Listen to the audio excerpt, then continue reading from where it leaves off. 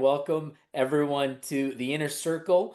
I'm Hector Alvarado, and today we're going to talk about something that every business owner thinks they're on top of, but almost nobody actually is, and that's cost visibility and control. So most companies, they always talk about going under, they talk about the struggle, but here's the thing: is that most organizations don't die from one big blow. They actually bleed out slowly, right? It's a few $100 here, $500, a $100 here, it's $1,000 there. It could be, some little bit of overtime that isn't really accounted for or planned for, extra shipping costs, unused software subscriptions that could be out there, right? All of these little things create activity that you don't see every single day or every single week or every single month until the profit that you thought was there is gone. And you're like, what happened? Like, how is it not there? Well, it's not there because of just simple activity that you didn't catch in the forefront. And you didn't stop the bleeding. So it's silent bleeding. Today, we're going to break this down to give you an idea of some of these hidden costs, and we call them leaks because they're really leaks within your businesses that organizations miss and leaders miss. You're tasked with running a department, or you're running your business, and you're just not looking at those details. And so we're going to give you tools and some framework, used by the best companies in the world. Not, you don't have to take my word for it. I'm going to give you some examples of some large organizations that have done it. I can tell you from my experience, I've applied it. Every organization that I go to, it's applied to, and it is ingrained in their DNA by the time that we're done with the organization. So, I'm going to give you some names around Toyota, Walmart, Dell. All of these have used some of these principles, and then of course the ones that I've worked with. And then I'm going to give you a simple action plan you'll be able to take away from today and get you looking at some of those cost drivers. So let's jump right into it. Some of these that I call the profit killers that you don't see, right? And so here's the truth. Most of you owners and most of you business leaders out there look at two lines. You stare at your revenue and you look at your payroll when you first get your P&L sheet or your activity sheets, but you ignore everything that's in between. And the reason you do that, it's because you're not familiar with it, you believe somebody else is managing it, and or you've left it for your accountant to tell you the details. But that is where all that leaking is hiding. That's where all of that activity is happening that you just don't see. So I'm going to give you some examples. And here's one where Tesla, we all know Tesla, super big organization, but back in 2017, Elon Musk actually admitted that they were spending millions of dollars fixing cars after they were built. And it wasn't because the process was rushed.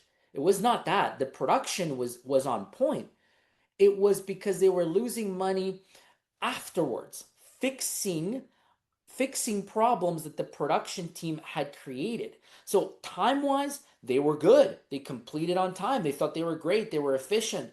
But then they were cutting corners and they were missing things. And those reworks added tons of labor, part costs, and wasteful activity that ended up costing their organization millions of dollars.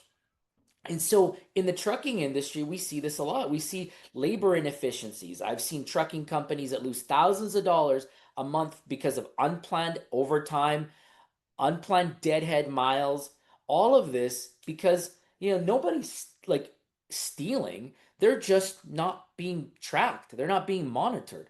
And so because it's activity that's costing you lots of money.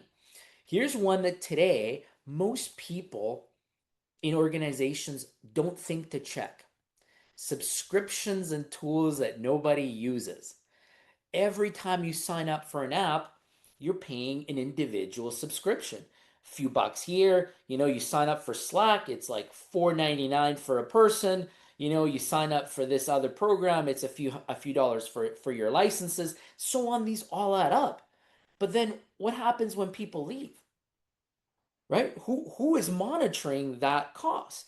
And so I'll give you a real life example. Amazon literally ran quarterly audits to delete unused software licenses, allowing them to save thousands of dollars. Like they said that they were saving around $200 a month.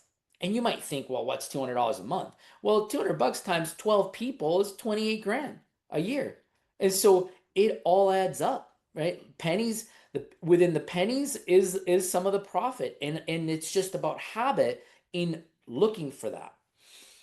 And so we think back of so many organizations, and there's a correlation between your thought process and you're actually doing it. You might be listening to this call right now and thinking, yeah, we're probably okay. Like we're probably good. Well, I can tell you that if that's your mindset right now, my friend, you're already losing money. You need to go look and uncover some of this activity that you may be missing out. And so what are we talking about? What are some of the tools and what are some of the disciplines that we can look at to really make this click for us? And so I'm going to give you an organization that essentially reinvented this and wrote the script. We may have heard out this called Toyota style, or the way that Toyota did it, but it's really lean cost mapping. And what they did is they involved and they created this idea of looking at time, looking at motion, looking at inventory, and looking at defective costs and reducing waste. They didn't look at dollars, they just looked at activity. And they looked to remove wasted seconds and wasted steps from their entire network. And what's crazy when you think about that, it's the fact that like within those little activities, the pennies add up to dollars, then add up to thousands of dollars. And the name of this is quite comical, but it's so good. It's Muda, Japanese Muda. And I thought, hey, well, check the Muda because that's where your moolah's at. So, it's one of those things, right? It's kind of cheesy, but it's so applicable and it's so true. Like that, it's simple. And so when I think back of a lot of these organizations and what are some of the tools that they could start applying, the first one that comes to mind is a rolling 13-week cost review. This is the best practice that I would ask all of you to implement now. It's not just reviewing it, once a week or just seeing the snapshot of that time. Look for the averages in length of time. So private equity firms do this religiously. Everything gets cost reviewed. And by reviewing 13 weeks, you're looking at every quarter and you're really diving deep. You're diving deep into the activity, and so all of this gets trimmed, gets reassigned, gets focused on.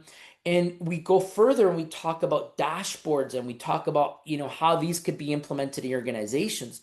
And within these dashboards, you want to track cost per unit.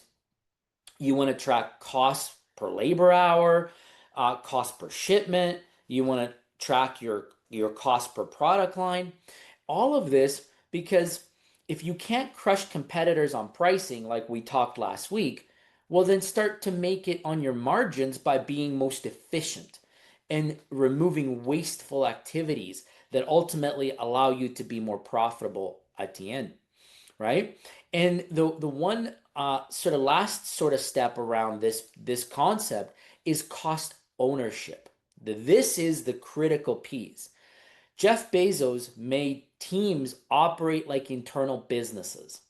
If they bought a tool, they owned it. If they wasted money on it, it came out of their budget, right? And so having that concept and that thought throughput in the entire organization created one thing, that when someone owns the cost performance, then they manage it. When everyone owns it, no one manages it, no one owns it, no one will do anything. So creating that specific ownership allows everybody to start to really have somebody that's engaged in that. Okay, so now we're going to break this down a little bit more and talk about the Muda concept, because there are 7 steps to Muda so that you can watch it. Okay. The first one is overproduction. So monitoring overproducing your goods can be wasteful activity and will cost you thousands down the road. The second one is wait time or waiting, dead time essentially. Okay. The third one is transportation or transport inefficiencies within your business or suppliers. Fourth one is over processing.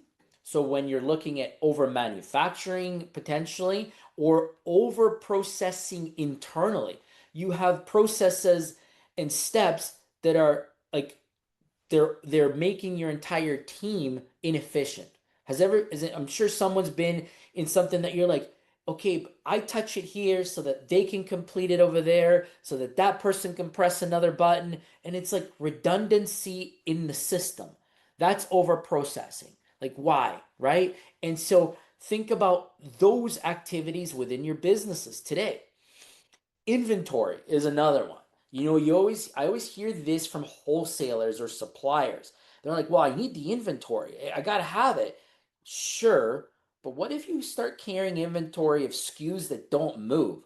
Then all you've done is you're tied up your dollars in stuff that's just sitting taking up space, which then requires you to have more space to house it when it doesn't move.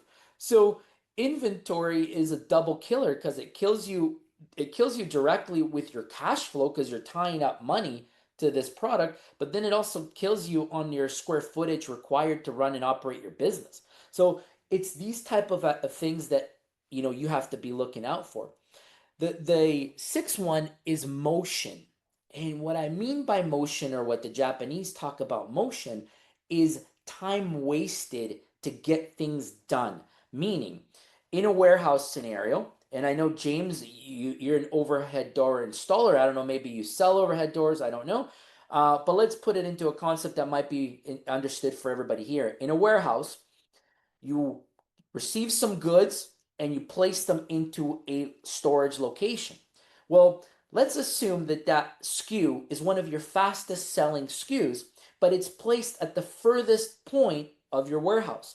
Every time you ship out that SKU, your forklift or your people have to travel long distance to get to it to put it back to the trailer.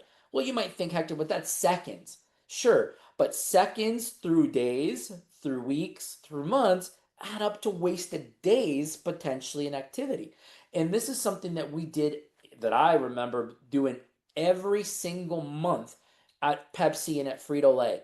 We would look for SKU movement and we would adjust warehouse space and putting it to the closest doors for our order pickers to reduce their motion in the warehouse so that we had less travel on our forklift and less travel by our people to get to that SKU to ship it out. And that is a concept that that those of you that have warehouses or shipping and distribution should be looking at. And the last one, the seventh step, is defects. And this is when you have errors in your service and in your products. So you think of, again, I'm gonna use James as an example. Let's say he has an installation that he sent his crew to yesterday, but they forgot to put a couple screws on while they finished the door. And last night the client called and said, "Hey, I need your guy to come back and fix this again." Well, now that crew is already delayed for whatever scheduled activity was on the books for today. Now they're going to go back to that house. They're going to go take the time to do that. So you wasted drive time, fuel, labor, all of that because the individuals didn't do the proper installation at that point. So defects. And we heard it from Tesla as they talked about their production line defects that was costing them millions. So this is the part that nobody really talks about, right? They usually look at those P&L line items and then they forget about them. They don't dive in here. But what Toyota did is they trained their entire team, and Pepsi did the same thing. And this was not just for managers. I want to make sure that you hear this point because you might walk away from this call and think, "Oh, I'm going to go tell my managers to do this." No, this was not just for managers. the entire organization was tasked by removing waste. They had to see the cost as waste, not dollars. When they thought of it as dollars, it didn't click. But when they thought of it as wasted activity, activity that would make them more efficient, that would make them more effective, and that would reward them, that is the key component around getting buy-in and getting the mentality and culture around looking for a good Muda culture within your organizations. And so, all these things was something that modern companies are looking to apply in one way or the other. And I can give you an example. We've all been to IKEA. We've all gone there. We've all seen the flat boxes and taken all that stuff home and then spent countless hours building it, right? But but one of the interesting concepts that IKEA did, it was on purpose. They created this flat package model to eliminate shipping and warehouse costs. So, they thought of themselves as having the ability to have cost control as their competitive advantage. And so, I want us to put sort of our entrepreneurial mind right now, and let me hit you with, a couple examples and questions to think about. And some examples like this, so you can kind of put it into context. Sam Walton, the owner of Walmart, was notorious for being super cheap. Frugal, let's call him frugal, right? And one of the things that he did is he had like his executives, his managers, his people share rooms when they traveled in order to save money. And I'm not telling you to go to that extreme.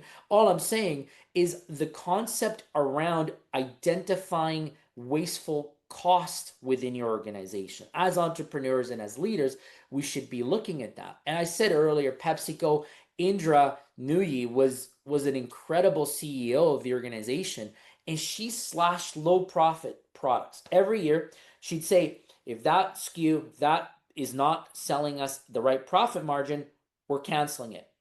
It's not going to be sold. It's not going to be produced. It's not going to be packaged. It's going to be removed, and we're going to focus on the ones that do sell, because they were, really looking at their supply chain resources and looking at not to waste it. So, don't wait until there's a problem in your organization.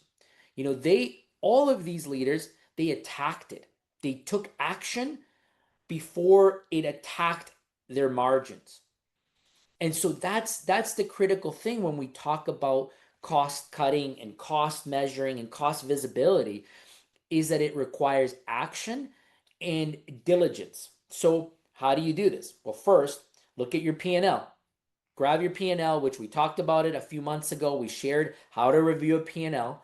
Circle your three biggest cost buckets: your labor, your inventory, your fuel, your software. I don't know, you know what your cost buckets are, but look through them and circle your three of your biggest cost items, and then assign an owner to each one of them. Not your finance team. I want to be clear, and I'm not knocking accountants, but their purpose in this is not to find what's wrong. Their purpose is to compile the data. You, as the owner and your leaders, you are tasked with finding what's wrong. So assign one owner to each cost, and then get that team involved. Ask to set a reduction goal. It could be, I don't care, 3, 5, 10%, it doesn't matter. But you start small and start looking to see how you can make some improvements. Remember, when someone owns it, it'll get attention, and when it gets attention, it gets fixed. So as we go to, wrap up, and the call to action this week is for you to literally go back and select your top 3 costs and give an owner, assign an owner to that KPI. And again, don't overthink it, because you're going to be shocked at how fast that individual starts to look for cost savings opportunities. They're going to be engaged that you've brought them into this, and it's almost like a mission that people organically get attracted to, and they go looking for this, and it becomes a prideful activity to go look for cost reductions. And that's the psyche and psychology around some of these processes. And one of the things that I always think is interesting. I always talk to entrepreneurs, I always talk to business owners and leaders, and they're always talking about revenue. They're like, "Yep, my revenue's great. My revenue is big. My revenue's loud." But cost savings are always quiet. And as we are all chasing that next dollar, let's shift our mind and instead let's try keeping the dollars that we've already earned. It's a mind shift. Let's go to that mindset so that we can continue to grow our profits. So Willie, we did a little bit something different today, and I'll go to you just to maybe help put this into context for the group as the leaders that are sitting here listening today. Yeah, very good, Hector. I really like what Hector just walked us through, and those questions hit right at the heart of where most businesses leak money, labor, process, and waste. It's easy to think we've got it under control, but as Hector said, it's usually the little inefficiencies that stack up and quietly eat away at the margins. So I see that being a huge issue, and I have also experienced that in my own business.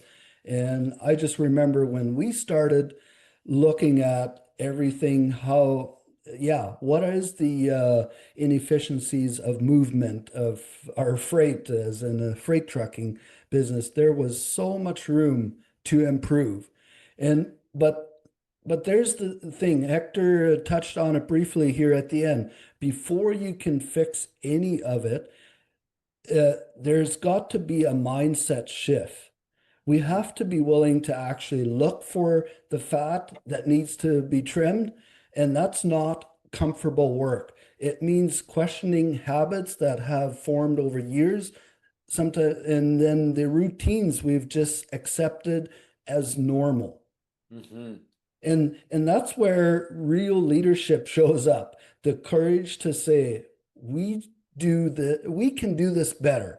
Maybe we don't need to accept waste as the cost of doing business. And that's another thing I hear all the time. People think it's just the cost of doing business. And honestly, I have to point to Hector. He convinced me otherwise when he came into my business. It's not just the cost of doing business. Let's trim some of the costs. So once that mindset shift happened for me, everything changed. And so you start seeing patterns, measuring what matters, and owning the outcome instead of just reacting to it. So, as Hector said, we got to watch the small things, but I'd add we also have to decide we're not okay leaving them unchecked anymore, and that's how we build efficiencies and discipline and long-term growth. And like I touched on a little bit in the beginning of the call, I think this piece is so important for businesses to be able to handle the ups and downs of the market. I think we kind of got a handle on in our business before COVID hit, and we were able to weather through that quite well because we had our pulse on our costs and how we could cut quickly. So yeah, that's really one thing I really wanted to just add is the mindset around this, and there is always room to improve. Absolutely, Willie. You hit it right on. And what's important that you said around the mindset piece is that if you embrace that culture and the mindset, it actually lets you be super successful in downturn economies. And guess what? That's what we're in the middle of right now in this country, right? And so we know what we're going through. So why would we wait until we're literally in trouble to start making changes? Start to make changes in your mindset and behaviors and processes now so that when you do get into some price wars and when you do are forced to make some tough decisions, it'll be second nature. You're already going to be into it, and it's going to just allow you to stay not just afloat, but profitable as well. And so that was the messaging today. Want to make sure that we provided you with some insight and some culture opportunities around the pure structure of discipline in visually reviewing your data to get you to cost management. So, yeah, we'll open it up. We'll go back to you, Al, and then go around the room. Absolutely. I look forward to it. I have a quick burning question. Yeah, How do you spell Muda? MUDA. Muda. Yeah. Now, what is that? What is that? Is that an acronym? Does it stand for something? No, it is Japanese from what I understand, and it's Oh, around the kanzai, which is kanzai is really the Japanese term, and that's lean for lean okay. Six Sigma. Okay. So Mula, Muda Muda. is Mula. Muda is mula. You know, uh, early in when you started to teach, I wrote down this phrase, something you said. It's we're talking today about the profit we thought was there, but isn't. And Yeah, it's like that hurt. That hurt to hear that. And I think that's probably common, way more common in business than we realize, or maybe than it should. We I tie that to something you just said near the end, especially when revenue is coming in. You said, a lot of business owners you talk with, they're all about the revenue. Oh yeah, revenue's great, revenue's coming in, right? Woo, we got this revenue stream, but man, doesn't matter if revenue's coming in, doesn't matter if there's no profit. What the heck? that's right. And why is there no profit even if revenue's coming in? So this was a really great lesson. It was a little bit painful to hear, not because of your teaching style, Wink, just because of this. I just want you to know that, okay? But just because of the pain of waste that we don't even know that we're wasting, and the cost of that waste, and it makes the effort of revenue sometimes all for naught. Yeah, it's funny. I always hear a lot of this from entrepreneurs. They always say, well, like revenue fixes everything. And I'm Hmm. like, no, no, revenue masks inefficiencies that Right. you may not be really open to hearing and understanding and owning that you have in your businesses. You could easily go get another contract and you could get more revenue in, but if you don't fix your habits, you're going to be leaking that extra money out the door. Yeah, yeah.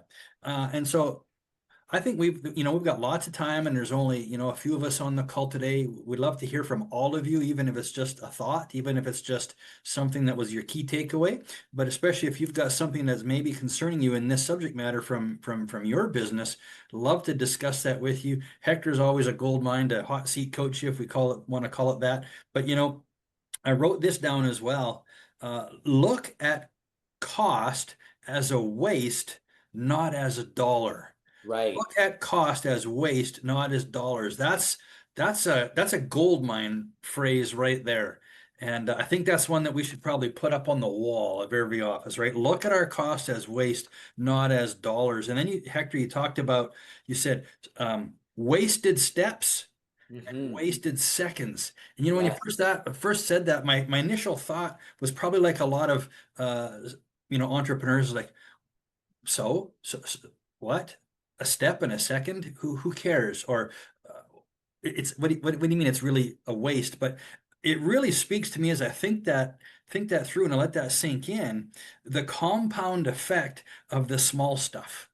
And so Yeah. you talked about, well, this item that's one of our most common SKUs, and it's way down at the far end of the warehouse, and we got to send a forklift down there for the most common thing. So Yeah. seconds, how many seconds are adding up?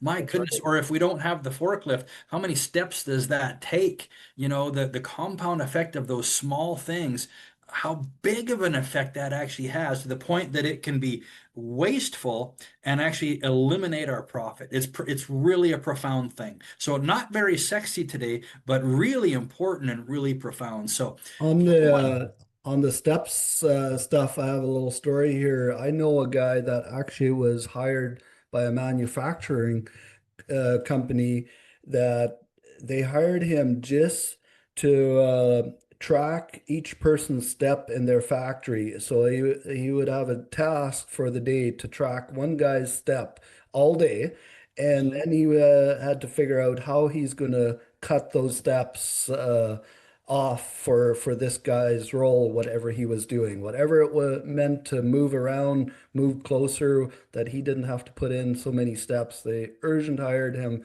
just to do that. But don't we want to get at least 10,000 steps in to stay slim? That's for the gym. Okay, okay, that's not for the workplace. Okay, got it. Didn't UPS, they made all their drivers no left turns, That's right. right? Only right Yep. turns. UPS's Saved operational. millions. Yep. UPS's operational team in the 90s and in early 2000s did a study of how much time they were wasting on red lights turning left.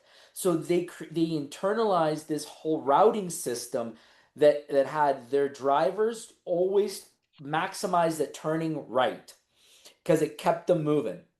It was crazy, and UPS is a great story, Tyler, and I'm curious to know, what do you see as we've discussed today? What are your thoughts? What are So your questions for us today? in my case, it's tools, using tools, overlapping tools, having so many different tools that overlap each other, and refining that and trying to like really nail down your tech stack so that it's Yes, minimal. yes, AI is a good one too. We use Grok, Gemini, OpenAI, any other ones that come in for different use cases and problem solving and that kind of stuff. yeah, So, well, I kind of put it in my account. So each one kind of has its own budget account. right, And I can okay, just break it down to see how much we're paying on each. And then like depending it. on how the team works, we can shift licenses around for different things. So like Gemini is really good for coding. OpenAI is really good for documents, writing, procedures, all that kind of stuff, like getting that kind of work down. But yeah, so that's an example, I guess. Yeah, but it's So interesting. Tech stack is one that I see yeah, now more common because yeah. as young entrepreneurs and business owners start that journey, they see or they latch on to something that they believe is going to help them more efficient. So they subscribe, they bring it on, Hmm. and then they bring on another one and another one. And all of a sudden, they have a tech stack of like 15 different platforms with X amount of users in all of them, but they don't communicate. So Hmm. now you've not only added waste in actual dollars and spent, you've added inefficiencies in your teams because now they can only do something in one application and another one and another one. And then you have to like go back and re engineer your processes almost because you're married to these different software tools. Hmm. So it's interesting to see how do you do that now? How do you stay lean? And like we've heard of organizations that audit them monthly. Amazon was looking at subscribers, per all these accounts, but like not just that, take it deeper and be like, does this software actually help us? Does it actually Yeah. reduce costs? Does it make us more efficient? Or are we just doing it to be trendy? Right, right. Yeah. So no, appreciate it, Tyler. That's good. Thanks. That's a great thing you just said right there. Or do we do it just to be trendy? Like, how Yeah. much money do we spend just to be trendy? So it makes me thinking on the personal side, how often do we, wide brushstroke here, but are we buying the latest fashion to put on so that we look trendy, right? Yeah.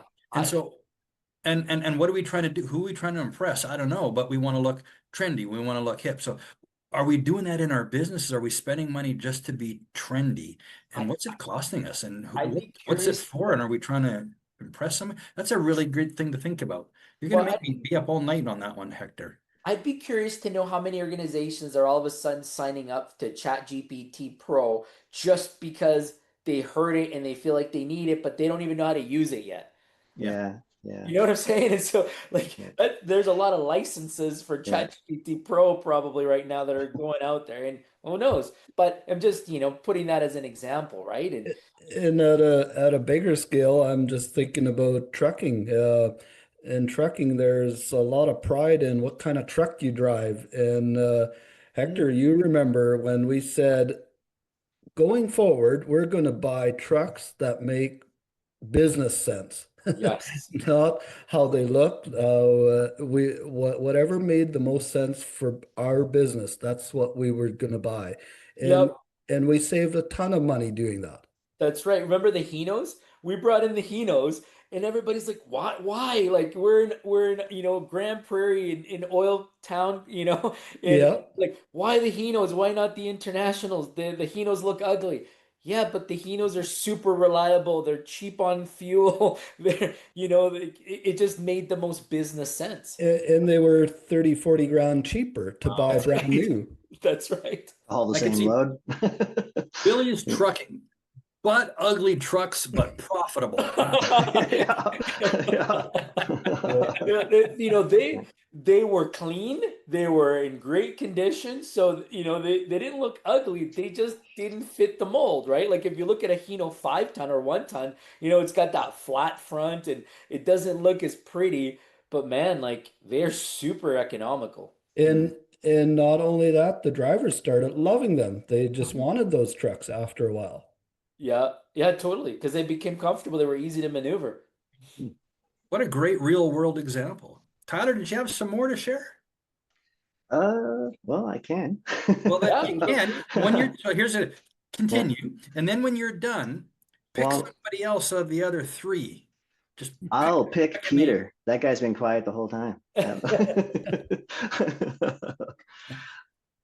Peter, go ahead, Tyler. Oh, I mean for sharing. I mean, I learned a lot of lessons. I try to keep an eye on every dollar now. I try to match it to the account. I try to reconcile in a process that I follow daily, like a ritual. We have a daily check-in every morning that we realign. So it's kind of your time to kind of do that. But it took a while to kind of get there. I did have that business where we were making money. Yeah, we'll get that. Yeah, we'll get that. Yeah, we can get that place. We can get that office. We can get that new thing. But yeah, so It's yeah, amazing. yeah, You said we check in every day. And I yeah, always go into organizations and I talk about the power of the performance huddle, right? And yeah, that's what it and, is. and, Yeah. and everybody at first who has never heard about it says to me, like, you're crazy. Why? Why do we need to meet every day to talk about the same things? And it's because in repetition equals perfection, right? And Hmm. you become really good at managing the little things. It becomes so normal that when you get into the storms, you're like, it's okay. We know the process. We know Hmm. what to do. And if you're monitoring your spent daily, like that's amazing. That's a really good practice because it has your eyes on it every single day. Yeah. Yeah. Yeah. And with the huddles too, like it's good. We just put our mission critical items in a meeting event and we Mhm. just bump it forward every day. Yeah. So it just carries the notes forward. So if we have to go back and look at a day, we can see what it was that day. And that's been a big help because we're a small team and we got so much going on. We need a place to kind of like, okay, customer experience, priority number one, mission critical items number two, and then roadmap. And then we just kind of like keep track of it that way. And it works really well. I don't know. We keep bouncing ideas off each other as a team to what would work better, but that's kind of been the cycle time because we could pivot any time of the day, basically, depending on what happens. But And that's great, Tyler. And but what I appreciate about your processes that you've described is that you've now made it part of your organizational culture to do this. And yeah. and that's the critical piece. That's what Willie was alluding to at the end here. And that's like, guys, we can talk about all of these steps, all the Muda stuff and all that, but it's all meaningless. Meaningless unless you as leaders and as owners ensure that it is required at your place of business. It is a no debate. It has to be culturally ingrained, which means you have to lead it. If you don't do it and you don't, lead by example in these situations, it's not going to stick. There's not a program, there's not a coach, there's nothing that's going to get it done for you if you yourself don't take it and apply it and expect it. Yeah. Right. So, Peter, you're coughing there, but we'll come to you next. I think Tyler had said to go to you. No, no Peter worries. has the floor. Yeah. Well, I do feel what your guys were saying about the subscription and stuff. I'm happy that my credit cards run out every 5 years, so they have to request for permission again. So Okay. Well, you're waiting every 5 years. I think they should run out sooner, because that way sometimes you don't see the subscriptions, right? And that's a huge one. Like sometimes you subscribe and you forget about it, but you don't go through your credit card records and stuff. So that's one of the bleeding ones, right? And I learned a new word today, Muda. So Yeah, that's amazing.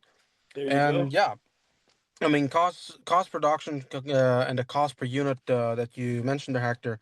Um, I'm not so much in a cost production or cost per unit, but I'm in the same boat, right? So for me, I have to watch out where my dollar is going. The same thing, like I wrote down that Sam Walton was cheap and saving money where he can. So for Yeah, me, it's kind of the same thing, right? Because if I don't watch my dollars or take care of my pennies, then where's the dollar going, right?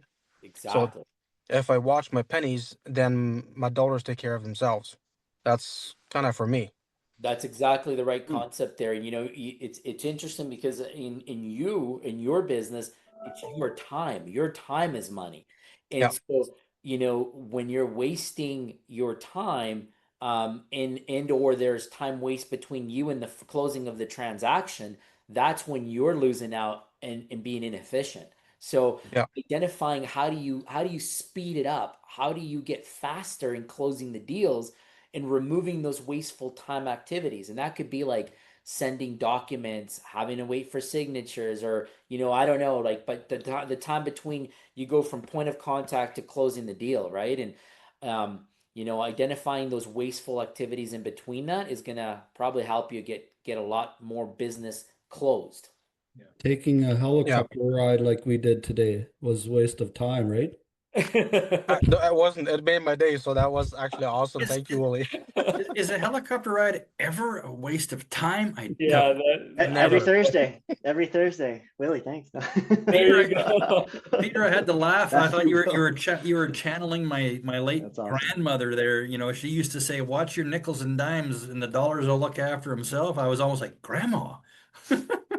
There's something about that, right? And the other Yeah, thing that I found interesting in what you just said, Peter, and all of us can take this back, not just in our business world, but our personal world as well, our personal life. How yeah. many of us sign up for stuff and forget it, right? There's literally a business model that I know a gym franchise does that on purpose. They literally have the lowest gym memberships in the world because they get you in for that price point and they know that most people aren't going to go to the gym, but they're just going to keep paying the 7.99 or the 9.99 a month because you don't see it in your statement. It's so small, but it just generates millions of dollars for that chain. Yeah. All right, Peter, if you're done commenting, who are you going to pass it on to, Cecilia or James? Well, I'll take Cecilia. She usually have great comments, and Oh not to yeah. bug you, James, but you do you also have great comments. I just had to bug you. For me, I think out of all these, the Muda, when you were talking about that and all the different factors, when you mentioned the one about over processes, that one stood out for me because uh, right now, I mean, I've always worked in trucking industry, and we've pretty good identifying those big buckets, right? Like labor and then equipment repairs, like the big ones. And we do track the cost, and we try to always watch those indicators. But the processes is one that is a tough one because it's not always creating a direct cost. So for us right now, I think a big issue is the flow of paperwork. You know, it goes from the driver and then it goes to admin, but then admin is not sure what they're doing with it or what's good or what happened or approval. So then it goes back to ops, and now the dispatchers, we're all looking at it, and then it goes back to admin. It's just, to me, it feels like it's a lot of back and forth, a lot of hands, and we're still working on it, trying to find a good system for it. And I believe we're going in the right direction, because we're thinking that the only way this is gonna go is using technology, right? Drivers should be able to just punch a button and it's gone, and we should be able to get the right people to look at it in the right order, right? So, but yeah, indirect costs is the one that is tough for us to keep control on. Yeah. Absolutely. And you know it's funny because in these type of businesses, trucking, logistics, you always find that a process or a step is built to ensure quality and accuracy, right? They're like, we do it this way, we transfer it here so that they can check it and then they go there. But that's like 1970s. That's like so old. In today's world, why do we still do that? And a lot of the folks will tell you it's because this is the way we've always done it. Yeah. That's literally the answer. And it's like, well, why? Like, why would you do that? Like, there's so many new tools. And so having the opportunity to audit those things and ask the people that are doing it, is this task adding any value? Like, is this redundant? And you'll be amazed at how many people will say, yeah, like, I can think of a way to remove this step. I can think of a way to get rid of this wasteful activity, but nobody's asked me, so I just keep doing it. I have another good example here. I remember, and you might remember, Hector, when we looked at all our processes, and we had this one lady filing for us all our BLL bill of ladings, and we started out small, and so we had this one process in place where everything got filed alphabetical order. And she was still doing it when we're 500 shipments a day. And all of a sudden, she had created a whole roll. That's all she does. And then when I started questioning all this, well, that made just no sense that we were doing it like that. We implemented where there's a box per day. All the bill of ladings in one day go into one box and into the storage room, and that role was wiped out. Can you imagine that she was wasting hundreds of man hours first putting everything into alphabetical order and then filing it that way? And then when you needed to find that, you needed to go find it through alphabetical order. That would be like so long to find something instead of just saying, well, the shipment was on this day. Like go to that day and go look for it. It was crazy. And and honestly, we never had to go back to our boxes because everything was scanned into our system. It was That's crazy. right. Yeah. That was the whole irony of it. And she was spending all that time. Meanwhile, we just needed to go press a button and we could pull out the BOL. Is this adding any value or is it redundant? That's a great question. Yeah. Mhm. If we just go back to our teams, like I know I told us all to go back and do that concept of looking at 3 buckets. Maybe we need to scratch it. Like just go and ask your people that question this week. Hey, Bob, in your job today, do you see any activity that's redundant? Any activity that you think is wasteful? And let me know what that is. And just ask for it. You might hear like something as like, yeah, why is that thing stored over there? Why isn't it here when I can just grab it on my way out? Just something as simple as that. And it could be super helpful for you. Yeah. I wonder if we could ask that same question in our relationships. Is this adding any value or is it redundant? I Yeah. didn't say that out loud, did I? That was Sometime needed with customers. That's right. Anyway, we're coming We go- down to we the go- wire. We got a couple minutes left, but Cecilia, did you want to pass it on to James next? That's right. James Stern. Well, yeah, this is probably a very fitting conversation today for what we're doing. Oh. I actually have a question. So we have a crew out in Peace River today. We ordered a overhead door.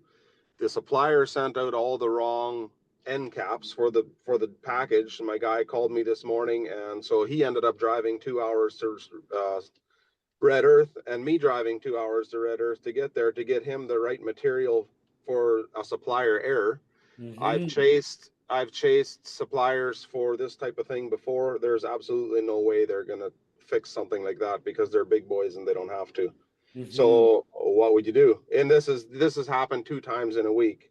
2 different suppliers, but 2 different jobs, 2 different suppliers, but it ends up costing me a lot of money. Yeah, I would be asking the supplier to eat the cost of the hot shot. Yeah, That that's would be the first thing. And if they can't do that for you and they don't value your business, I'd be looking for a new supplier. and if there's only a handful of guys that you can get that specific product, what do you do then? Yeah, then I'd be looking internally. If you don't have a check and balance process before it's shipped, then I would put the ownership of following up on the people that you can control, which is your team. So whomever places the order, I would say, hey, listen, before you ship it, supplier, I want to see confirmation of the order back to me. I want to see what you're shipping me before you ship it. Because if you do that, I won't pay for it. I'm not going to pay for it without a PO, without a check and balance control on my end to verify that you're doing your job. Just because we've seen too many of those mistakes. So yeah, and that makes sense. But so when we got the paperwork and the packing slip and everything is the correct information on there. So it's a mistake directly on their warehouse. 100%. Oh What we yeah. could have done is gone and taken a measuring tape and measured every panel and every piece of weather strip and every end cap. But who does that? Like, I don't have the time. That's a waste of money and time on my end, right? So Right. Yeah. babysitting stuff that should be. But I guess what frustrates me is I've chased these guys multiple times for different errors, but they don't have to. Like Steelcraft, for example, they're so big, they can. Everybody eats their mistakes. They don't have to, and nobody's gonna run up against them because there's a lot of other door companies that don't compete with their product, their quality, so they get away with it. And there's not a local manufacturer that could build the end cap for you cheaper. Oh, they get built right in Edmonton. The plant is right in Edmonton. No, I know that, but I'm just saying, like, if they're the supplier and they just can't do their job, is there somebody else that could build that end cap for you locally? It's outside of the distributor. Well, I don't know if I guess you could probably get it, but it's part of the package. This specific package came out of Grand Prairie, Oh yeah. and so built by Steel. It's a Steelcraft package, but the package came through Grand Prairie, but they don't have to. I don't know. I just sometimes it seems as if it's us chasing or fixing, paying for other people's issues. So yeah. That's a tough one, in scenarios like that where they almost have you because they're the only provider. I would look for a wider provider source. Like if you're getting it from Edmonton, but you're getting this runaround and these cost inefficiencies, I might just look at Calgary and look for another supplier at a wider spot and see, although the shipping might be a little bit more expensive, but they can provide you pain-free service. Well, that outweighs that cost. Because how many times have you gonna go drive around or send people, to go drive around to make up for their mistakes? Well, it's 4 hours drive for me and 4 hours for my crew just to meet in the middle. That's And there's two crazy. guys. There's 2 guys in a crew, so there's 3 of us guys. Me driving 2 hours, and both my guys, they couldn't do nothing. They were screwed. Yeah. So They're that's what sitting I there, right? Peter looks like he's got an idea that there's a new business opportunity for him right there. I was gonna say go to Weaver Welding in Peace River. They might be able to build you one. Yeah. I don't know if they're still around there though. Well, Yeah. Outside of, oh, go ahead, I Al. was gonna say, do you want to reel it in for the night? Yeah, but I'm curious here. Like, I think that's a great one to solve because Truly. so many service providers are often on the hook. Call it like the shitty end of the stick here because of bad wholesalers and bad transportation companies. And so outside of putting it back on them, I would just take it and go look for others. I would go look for wider sources that could help me out. And if that fails, then I'd go look for somebody locally that could build it. Somebody that I could trust that is going to get it done for me locally. Like those are sort of my options that I would use, James. You know, it might not be what solves it for you today, but in the long term, I would be on a mission to look for a different supplier. Right. Yeah, perfect. All right, we'll come back to you there, Al. Well, I guess we're just gonna wrap up for the day then and for the week. Now, I just want to review the challenge that you laid out for us because you always give us one. Yeah. Hey guys, remember he always gives us one. So this week, if I've got it right, Hector, it's select our top three costs, assign each one to an owner. So they own that cost and charge them with finding a cost reduction or a cost savings associated to that. Yeah, if you have the time and you need to, you know, and you can get into that plan, go do that right away. If you don't, and you just simply want to create ultimately the right culture, because that's all that's going to do. If you do it what we described there in that step, it's the first packaged of the whole thing. But if you want to start on step one, go and ask somebody in your organization, what is one task that is wasteful and or redundant here? That's it. Go get that answer. Find that out first. I am really looking forward to hearing answers to this question from everybody next week, and maybe even the compound effect of that cost that it's been having on you. Yeah, absolutely. Yeah. Cool. Well, that's it for me. I appreciate everybody joining today, and we look forward to seeing you next week. In the meantime and in between time, Absolutely. whatever. Hey, take care. Stay safe. Hey, Yeah. guys. See you guys. Yeah. Bye. Cheers.